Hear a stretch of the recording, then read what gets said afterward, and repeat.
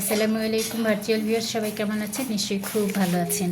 আলহামদুলিল্লাহ, মায়ের হাতে লাগানো গাছের আম পেড়েছি, বেশ ভালোই বড় হয়েছে। আমরা দেখি একটা আম নেব। এই যে জিরোতে দেয়া আছে, এবার একটা আম দিলাম, দেখি বিসমিল্লাহ কতটুকুন একটা আমের ওজন হয়। মাশাল্লাহ 436 গ্রাম, তার মানে এটা কিন্তু আধা কেজি হয়ে যেত আর কিছুদিন থাকলে।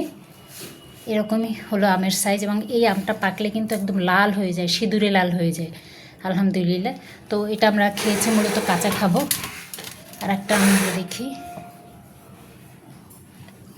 এটা হলো 363 গ্রাম আলহামদুলিল্লাহ। সবগুলোই আম মোটামুটি এরকম। তো এখানে কতটুকু আম পাড়া হলো তাও তো দেখি বাবা। এখানে হলো 810, 1032 গ্রাম। তারপরে এই দুটো আবার আলাদা করে মাপি। 1032 দেখি বাবা, এটা দিই মা, একটু মেপে নি। 779 গ্রাম, তার মোটামুটি 2 কেজির মতো হলো আলহামদুলিল্লাহ। এই আমগুলো পাকলে কিন্তু অনেকটা বড় হয় এবং দেখতেও অনেক সুন্দর হয়। আপাতত আমরা কাঁচা খাচ্ছি। Thank you so much.